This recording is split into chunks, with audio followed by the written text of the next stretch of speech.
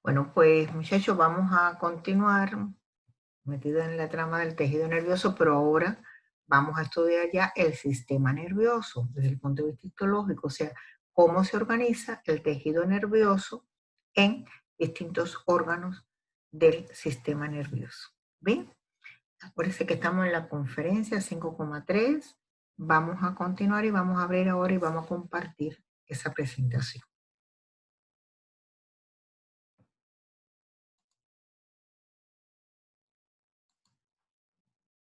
Bien. Como ustedes ven, esta es la portada de la conferencia 5,3, Sistema Nervioso.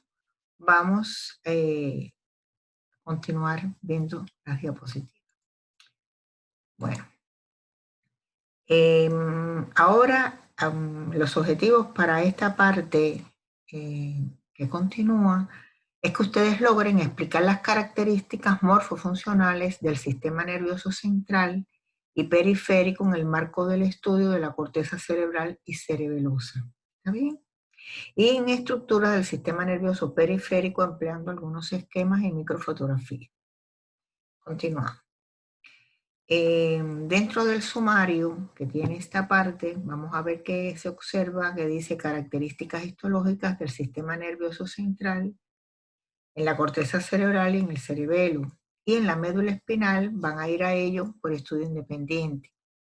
Las cubiertas meninges, aunque aquí se las vamos a orientar, también es parte del estudio independiente, así como las características histológicas del sistema nervioso periférico, vamos a mencionárselas, vamos a orientárselas y después ustedes verán cuáles son los componentes que tiene el ganglio y cuáles son los componentes que tiene el nervio periférico. Aunque ustedes verán que tanto en la guía de estudio como en el taller hay preguntas que ustedes tienen que buscar la información en el texto y en las fuentes que están orientadas en el programa académico de la asignatura Histología y contestar, o sea, precisar bien y describir bien cuáles son los componentes del ganglio nervioso y del nervio periférico. Bueno, recordar ahora sencillamente que el tejido nervioso, que es el que conforma el sistema nervioso, está constituido, y eso ya lo sabemos, lo vimos anteriormente, por células. Estas son neuronas, que son las funcionales, y neuroides, que tienen múltiples funciones. La sustancia intercelular, que siempre es el líquido tisular aquel que, está la sustancia intercelular, que en el caso del tejido nervioso está constituida por fibras que proceden de las mismas neuronas y también por fibras que proceden de las mismas neuroglias. Mientras que también hay líquido tisular que procede, por supuesto, del plasma que transita en los vasos sanguíneos, difunde, y son los que van a bañar a las células de este tejido para que ellas realicen, o sea, captando de ellos distintas sustancias para que puedan realizar sus distintos procesos metabólicos. Recordamos, y esto viene desde la anterior conferencia, que desde el punto de vista anatómico, el sistema nervioso se divide en el sistema nervioso central y en el sistema nervioso periférico. En el central, desde el punto de vista histológico, vemos que las neuronas están asociadas a las neuroglias y que hay muy poco escaso, o sea, que hay muy poquito tejido conectivo. Eso se ve fundamentalmente en cerebro, cerebelo y médula espinal. Sin embargo, en el sistema nervioso periférico, las neuronas sí van a estar muy relacionadas y sostenidas por abundante tejido conectivo. Vemos que ayudan a organizar los nervios, ayudan a organizar los ganglios y también lo vemos en relación con los receptores periféricos. También dijimos en la conferencia anterior que el tejido nervioso se organizaba en dos tipos de sustancias, la sustancia gris y la sustancia blanca. Y vimos cuáles eran los componentes de la gris y dijimos que entre estos componentes que ustedes están observando aquí, cuerpos neuronales, fibras nerviosas amielínicas, oligodendrocitos, astrocitos y microglias, los cuerpos neuronales y las fibras nerviosas amielínicas son predominantes. ¿Sí? Predominante, los cuerpos neuronales, o sea, los somas de las neuronas. Y que en la sustancia blanca vemos que lo que predomina son las fibras nerviosas mielínicas. Acuérdense que la mielina está conformada por las membranas plasmáticas en el caso del central, de los oligodendrocitos, y en el caso del periférico, de las células de Schwann. Y como es membrana plasmática, lo que son bicapas lipídicas. Por lo tanto, la mielina tiene una predominancia de sustancia lipídica. En la sustancia blanca también hay oligodendroglias, hay astrocitos, pero en este caso fundamentalmente fibrosos y microglias. Y ahora vamos a ver ya una lámina histológica de un órgano del sistema nervioso central, el cerebro. Vean que la disposición de la sustancia gris en el cerebro es hacia la periferia. Es lo que llamamos corteza cerebral, sustancia gris. Y en la parte más interna va a estar la sustancia blanca. Ya como ustedes saben cuáles son los componentes de la sustancia gris, se darán cuenta que en la sustancia gris hay una predominancia de qué tipo de células, de cuerpos neuronales. ¿Está bien? Y por supuesto fibras amielínicas, mientras que la predominancia de la sustancia blanca son fibras amielínicas. Seguimos.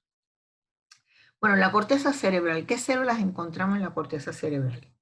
Si arrancamos con la clasificación de la longitud del axón, vemos que hay células Golgi tipo 1 y células Golgi tipo 2. Ahora, aquí ustedes ven que en la tipo Golgi 1, las neuronas que fundamentalmente predominan son las piramidales, ahí estamos utilizando la clasificación según la forma del cuerpo, pequeñas, medianas y grandes, pirámides estrelladas y fusiformes. Mientras que la Golgi tipo 2, que también encontramos en la corteza cerebral, tenemos las horizontales de Cajal, las células estrelladas, las células en araña y las células de doble penacho. ¿Sí? Miren, esta es una lámina, una microfotografía de una lámina histológica de cerebro con una técnica especial. Aquí ustedes están viendo una neurona piramidal gigante que son propias de la quinta capa de la corteza cerebral. Vean que hay también otras células, pero miren cómo hay también prolongaciones, tanto dendríticas como axónicas. Pero fíjense, una pirámide casi geométricamente muy bien diseñada con un núcleo en la zona más cercana a la base. Esa es la célula característica. Cuando queremos hablar de la neurona, hablamos siempre de las pirámides gigantes porque son células realmente llamativas. Bueno, la sustancia gris en el cerebro se organiza en capas donde están distribuidas las células. Estas capas, desde la zona más periférica hacia adentro, son 6. Aunque no en todas las zonas del cerebro hay 6 capas. Hay zonas que tienen 4 capas, otras que tienen 3, pero la estructura más o menos típica es la organización en 6 capas. El nombre de estas capas son la capa más externa, capa molecular, le sigue la segunda capa, capa granulosa externa, la tercera capa piramidal externa, la cuarta capa granulosa interna, la quinta capa es capa piramidal interna, donde están esas pirámides gigantes, que también son llamadas células pirámides gigantes o células de Betz. Y la última capa, o más profunda, es la capa de células polimorfas. Ahora, miren ustedes cómo se vería, esto es una microfotografía retocada de la corteza cerebral. Vean que la capa molecular no es una capa muy celular, sin embargo ya la granulosa externa, vean las neuronas que tienen, la piramidal externa donde predominan las pirámides, pero ya pirámides pequeñas y de mediano tamaño, la granulosa interna donde hay gránulos, células estrelladas, la piramidal interna o quinta capa, vean el predominio que hay de las pirámides gigantes o células de Betz, que son unas neuronas muy importantes, que llaman las neuronas motoras, y por último la capa 6, que se llama capa de células poliformes, donde hay cuerpos neuronales, o sea, neuronas con diferentes formas neuronales. Hay globulosas, hay estrelladas, hay pequeñas pirámides. Bien. Ahora vamos a mencionar una estructura que habíamos dicho ya desde anteriormente, que es la barrera hematoencefálica.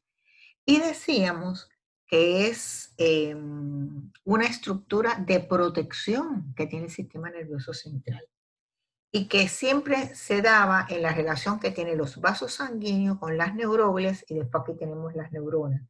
Las neuroglias siempre haciendo función de protección. Bueno, pues yo tengo aquí un vaso sanguíneo, supongamos que estos tenemos aquí, ay, perdón, voy a coger otro bolígrafo. Tengo un vaso sanguíneo. El vaso sanguíneo es un órgano tubular que tiene en el centro de la luz por donde transita la sangre, y en sus capas tiene distintas capas. Ahora, la capa que rodea la luz es una capa epitelial, de un epitelio simple plano. ¿Bien? A ese epitelio simple plano se le llama endotelio. Entonces, tenemos aquí que pelear con el endotelio, o sea, el primer elemento de la barrera es el endotelio continuo de esos capilares que protegen para que no pase hacia afuera todos los elementos que van por la sangre. Pueden pasar algunos. Y después, sosteniendo a ese endotelio, recuerden que siempre tenemos al lado de un endotelio una membrana basal. Bueno, pues aquí en los capilares, estos cerebrales, tenemos una membrana basal que es gruesa y también trata de impedir el paso de cualquier elemento agresivo hacia donde están las neuronas. Y después tenemos la cubierta de los pies vasculares, que lo habíamos visto en las clases anteriores, que son los pies vasculares que que conforman las células de las neuroglias, que también se denominan células gliales. Bien, pues esos tres elementos, el endotelio del capilar, la membrana basal gruesa y el pie vascular que rodea al capilar, es el pie vascular que es una prolongación de las neuroglias, es lo que conforman la barrera hematoencefálica. Y es una estructura de protección de las neuronas que están para acá afuera, ¿no? Para que no lleguen a ellas sustancias que pueden ser dañinas o elementos como son elementos biológicos como pueden ser un virus, como puede ser una bacteria. Esta estructura protege el sistema nervioso central al impedir que atraviesen distintas macromoléculas, pero también impide el paso de algunos medicamentos. Y por eso cuando tenemos una infección del sistema nervioso central, es a veces un poco complejo el tratamiento de estas infecciones, porque estamos también tratando de violar esta barrera biológica. Y por eso a veces se utilizan otras técnicas para incorporar los medicamentos y que lleguen al cerebro, como son las técnicas intratecales. Se hacen entrada, se inyecta dentro estas sustancias para que difundan y traten de rodear a las neuronas. ¿Bien? Aquí traje la imagen que utilicé con las neuronas para que ustedes vean los pies vasculares, para que ustedes vean que tratan de integrar esa barrera hematoencefálica. Recuerden, primero es la capa de endotelio, que es un epitelio simple plano que rodea la luz del capilar. Después la membrana basal que rodea el capilar.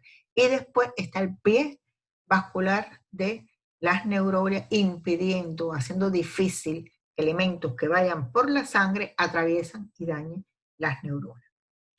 Bueno, pues vamos al cerebelo, que es el otro órgano desde el punto de vista histológico. Vamos a ver y vemos que el cerebelo tiene una disposición, su sustancia gris está en la zona periférica formando la corteza cerebelosa, y por debajo de esa sustancia gris, en la zona más interna, está la sustancia blanca. Ahora, la sustancia gris en el cerebelo se organiza en tres capas. Recuerden que en el cerebro se organizaba en 6. Aquí se organiza en 3 capas. La más externa es la capa molecular. Después le sigue una capa media llamada capa de células de Purkinje, y la capa más profunda de la corteza cerebelosa es la capa granulosa. ¿Bien? Por dentro de la sustancia gris tenemos la sustancia blanca. Y esta sustancia blanca, ¿qué elementos estructurales histológicos tiene? Bueno, pues tiene fibras nerviosas aferentes, quiere decir que llegan a la corteza cerebelosa, y fibras eferentes. ¿Sí? Las fibras aferentes que llegan a la corteza cerebelosa se llaman fibras musgosas y fibras trepadoras, mientras que las fibras que salen de la corteza cerebelosa se llaman fibras eferentes y son axones, acuérdense que los axones son fibras de neuronas, pero ¿qué neuronas? De las células de Purkinje. Por lo tanto, la eferencia cerebelosa son los axones de las células de Purkinje, que es aquel tipo de neurona tipo piriforme que está en la capa media de la corteza cerebelosa. Entonces, resumiendo, el cerebelo está constituido por sustancia gris hacia la zona periférica, constituyendo su corteza cerebelosa, y esta se organiza en tres capas. Capa molecular más periférica, capa media o capa de células de Purkinje, y capa más interna de la corteza, capa granulosa. Y la sustancia blanca está por debajo de la capa granulosa, y está formada por dos tipos de fibras nerviosas. Las que llegan a la corteza cerebelosa, que son las fibras musgosas y las fibras trepadoras, y las fibras que salen de la corteza cerebelosa, que son las fibras eferentes, que no son nada más que los axones de las células de Purkinje. Ahora vamos a ver un esquema que es muy interesante y que ayuda a ilustrar muy bien lo que acabamos de decir. Miren, esta es una ilustración realmente de la corteza cerebelosa y de la parte de la sustancia blanca. Yo quiero que ustedes vean las letras que están hacia la derecha, donde están marcadas las distintas partes del cerebelo. Con A, fíjense dónde marca, hasta dónde llega el cuadro, o sea, de marcadura del A, tenemos que es la capa molecular, ¿sí? La capa más externa de la corteza. Después con B, que es pequeño, el alto del B, tenemos la capa media, que es la capa de células de Purkinje, que es la segunda capa de la corteza cerebelosa. Con C, ¿dónde está la C? Estamos observando la capa más interna de la corteza, que es la capa granulosa de la corteza cerebelosa. ¿Sí? Y con D está señalando la sustancia blanca, por donde transitan las fibras aferentes y eferentes.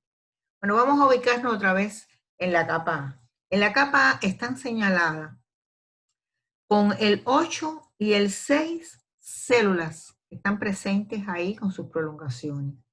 Y en el 2 está señalada las ramificaciones que hay, pero esas ramificaciones son de las células que están en la capa de células de Purkinje, que es la capa media. Vamos entonces a ubicarnos en fíjense la arborosidad que tienen las dendritas de las células de Purkinje, que casi constituyen toda la capa molecular o más periférica. Ahora vamos a la capa de células de Purkinje, que está señalado con la letra B. Fíjense que se ven ahí los cuerpos, los somas neuronales de las células de Purkinje. Fíjense que el cuerpo tiene una forma piriforme. Fíjense que aquí esa neurona tiene un soma de cuerpo piriforme, tiene muchísimas dendritas que están hacia la capa superior o capa molecular y que tiene la salida del axón hacia abajo. Atraviesa toda la capa granulosa y después dobla y empieza a transitar como eferencia de la corteza cerebelosa por la sustancia blanca. ¿Bien? Bueno, vamos a la capa C. La capa C, que significa capa granulosa. Miren ustedes la cantidad de núcleo de cuerpos neuronales que hay, abundantísimo. Es de las células más pequeñas que tiene nuestro organismo, son los gránulos del cerebelo. Son muy abundantes, está lleno. También la capa 2 es una celulita estrellada que también está ahí. Pero lo que abunda fundamentalmente son los gránulos del cerebelo. ¿Bien? Entonces ya ustedes son capaces de reconocer la capa molecular, donde ven que predominan las dendritas de las células de Purkinje, la capa B, llamada capa de células de Purkinje, donde están los cuerpos neuronales de las células de Purkinje, y la capa C, donde ustedes ven que abunda de forma abundante los gránulos, que es otro tipo de neurona, pero muchísimo más pequeña, redondeada, pero es muy abundante, en la capa C o capa granulosa del cerebelo. La capa A, B y C constituye la organización de la sustancia gris en el cerebelo. Ahora, debajo, donde está señalada la capa B, tenemos la sustancia blanca. Y vimos en la lámina anterior que por la sustancia blanca lo que voy a observar son las fibras nerviosas. Aferentes, la que llegan. Eferentes, la que salen, que son las eferencias de los axones de las células de Purkinje. Ahora, vamos a ver estas rayas paralelas que se ven en la capa, en la sustancia blanca, y vamos a ver el número. Vamos a ver en el número 10, que está coloreado de rojo. Vean que tiene una flechita cuando sube y llega hasta la capa granulosa. ¿Está bien? Esa fibra que está coloreada en rojo, que sube y se detiene ahí en una estructura que tiene el número 5, es porque esa fibra, que son las fibras musgosas, las fibras que llegan aferentes musgosas, establecen sinapsis en esa capa, y establecen sinapsis ¿con quién? Con los gránulos, con las neuronas granulosas de esa capa. A esa sinapsis, que es una sinapsis muy característica, se le dice sinapsis glomerular. ¿Está bien? Entonces, ¿qué estamos observando aquí? Con el número 10, estamos observando las fibras aferentes de tipo musgosa que establecen sinapsis en la capa molecular y establecen la sinapsis ¿con quién? Con las células más abundantes que son los glomérulos. Ahora, vamos a ver otro tipo de fibra aferente. Sitúense en la que está, ahí donde está la arista, que es la fibra número 11, también dibujada de rojo, que llega. La fibra que está señalada con el número 11 es otra fibra aferente. Pero fíjense que esta fibra aferente sube y atraviesa toda la capa molecular, atraviesa toda la capa media de células de Purkinje y empieza a establecer sinapsis. Miren cómo se va uniendo a las dendritas de la célula de Purkinje, pero que está en la capa molecular. Esas fibras que van subiendo y subiendo por capas se llaman fibras trepadoras. Se llaman trepadoras por eso exactamente, porque suben. Pero establecen la sinapsis en la capa más superficial. Establecen la sinapsis aquí con las dendritas de las células neuronales de Purkinje, cuyos cuerpos están en la capa media, pero cuyas dendritas están en la capa molecular. Entonces, ya ustedes han visto cómo es las características de ¿quién? De la corteza cerebelosa. Ya saben que tiene la sustancia gris o su corteza 3 capas, molecular, capa de células de Purkinje y capa granulosa. Ya ven los elementos que tienen incluidos en esas capas. Ya han visto que la sustancia blanca es un tránsito de fibras. Las que llegan son las musgosas y las trepadoras. Las musgosas establecen sinapsis en la capa granulosa, ahí formando un glomérulo. Y las trepadoras son las que suben, suben, suben y establecen sinapsis en la capa molecular con las dendritas de las células de Purkinje. Mientras que las eferencias, o sea, las fibras nerviosas que salen de la corteza cerebelosa, no son nada más que los axones de las células de Purkinje, que son la única eferencia que tiene la corteza cerebelosa. Esta es importante para cuando ustedes estudien la fisiología del cerebelo, sepan dónde están ubicados. Si no, por supuesto, van a estar un poquito perdidos. ¿Bien? Ahora, esto que estamos viendo aquí es una lámina histológica del cerebelo. Miren qué precioso. La capa más externa está señalada como capa molecular. Vean que tiene pocos núcleos porque no es abundante los núcleos. Después la capa media, miren la capa media como están los cuerpos neuronales piriformes de las células de Purkinje. como si fueran una hilera, están en una sola hilera. Y después está la capa granulosa, que es la capa más interna de la corteza cerebral, repleta de gránulos, o sea, de neuronas llamadas gránulos. Vean ustedes. Y aquí en el centro, cuando hace ese giro, por supuesto, la corteza cerebrosa, vemos en el centro que está la sustancia blanca, que es por donde transitan las fibras nerviosas que llegan, ya saben que son las aferentes, ya saben que son las musgosas o trepadoras, o las que salen, que son las aferencias o los axones de la célula de Purkinje. Esta lámina necesito que la estudien a detalle. ¿Bien?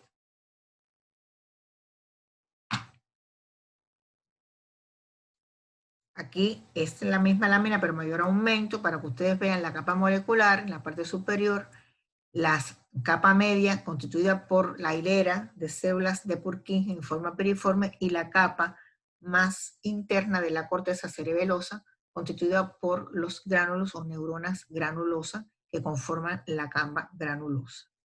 Esta es otra imagen porque quiero enfatizar en la estructura del cerebro. Hacia arriba vemos capa molecular, en el medio con los cuerpos de células de Purkinje, es la capa de células de Purkinje, y hacia abajo, hacia la capa granulosa, la cantidad enorme de gránulos que hay. Otra imagen que se ve muy bien, la capa molecular, que se ve muy bien la capa de células de Purkinje y que se ve muy bien la capa granulosa, con la cantidad enorme de gránulos. Esto es para recordar lo que ya le acabo de decir, que la sustancia blanca del cerebelo está constituida por fibras musgosas que provienen de distintos puntos anatómicos cerebelosos y que terminan en el glomérulo cerebeloso, que es la sinapsis que hacen estas fibras con los gránulos del cerebelo. Y que las fibras trepadoras que provienen de la oliva mediante los haces oligocerebelosos, esta es una parte del contenido de la neuroanatomía, y que van a terminar, que eso sí lo vieron ustedes, en las ramas dendríticas de las células de Purkinje, pero que está en la capa molecular. Y por eso, porque van trepando por todas las capas del cerebro, es que estas fibras se le llaman trepaduras.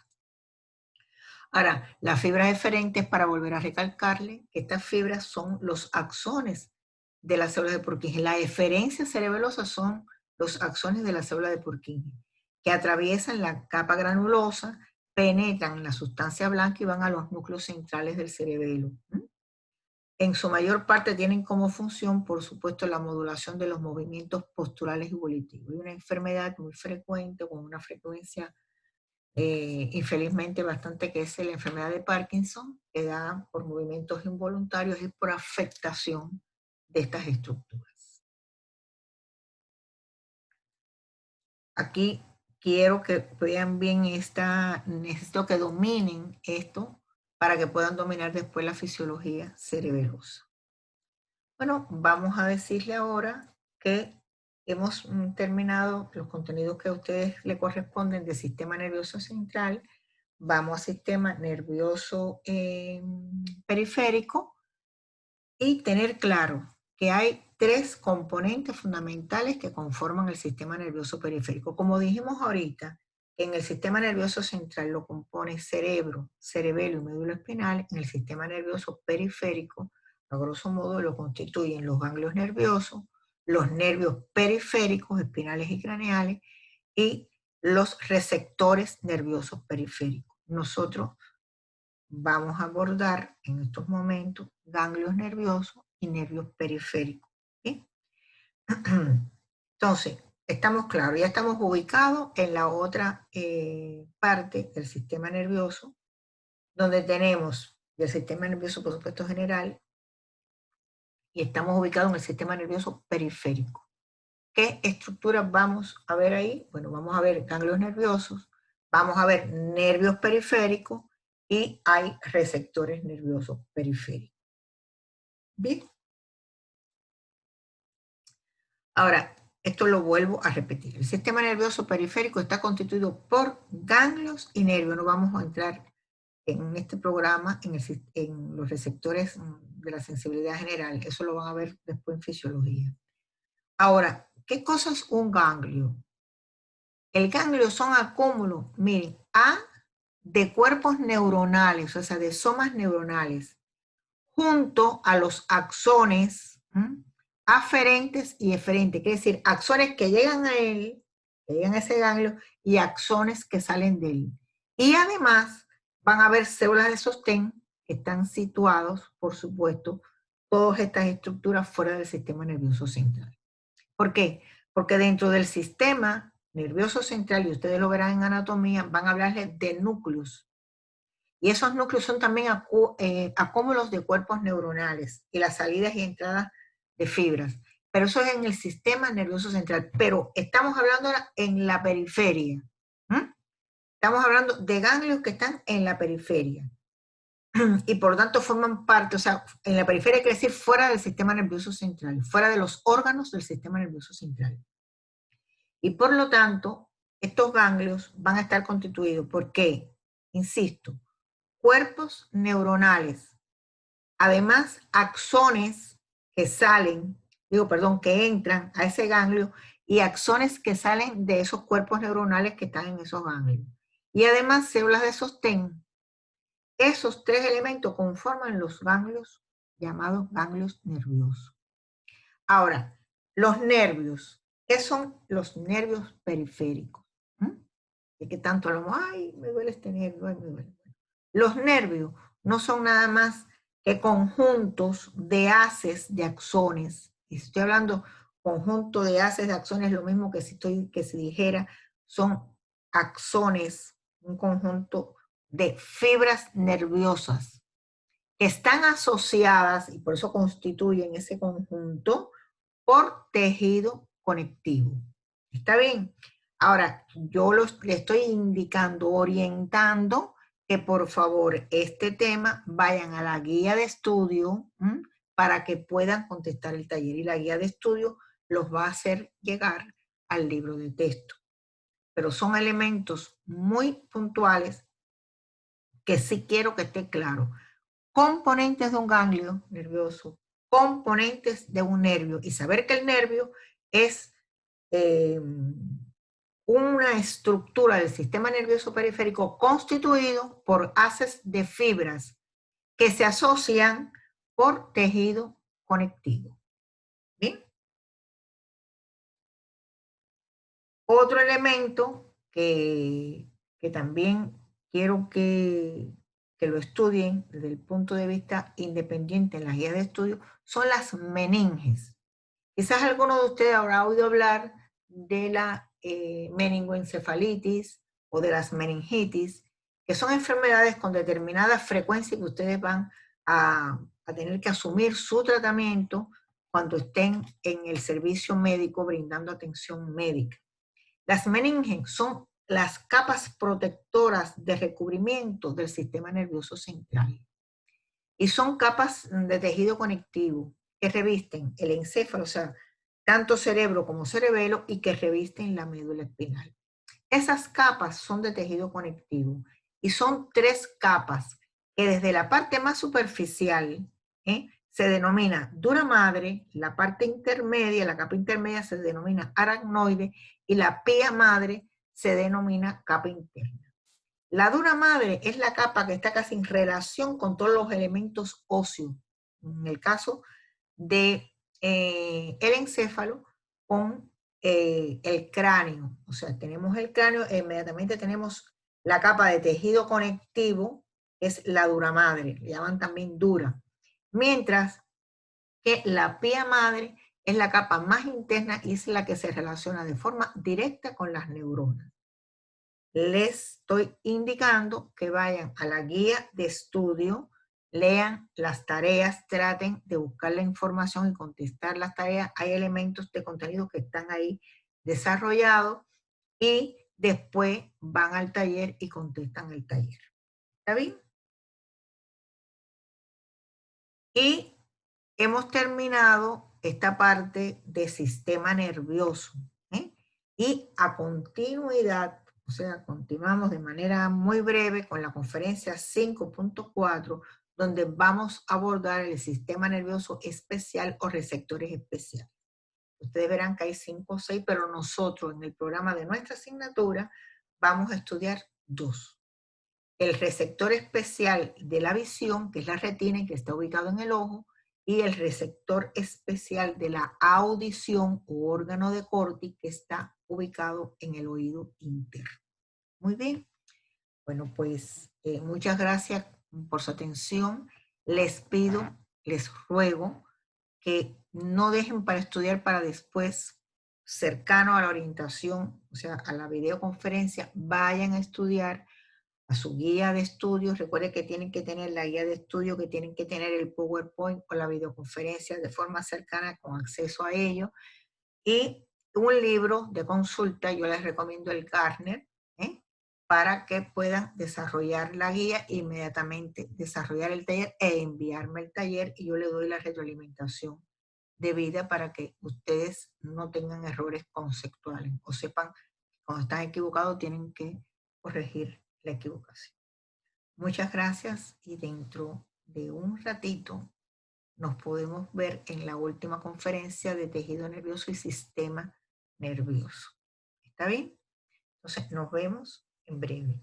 ¿Está bien? Y no dejen para estudiar esto para después. Traten de hacerlo en el tiempo cercanamente. Hasta luego. Muchas gracias.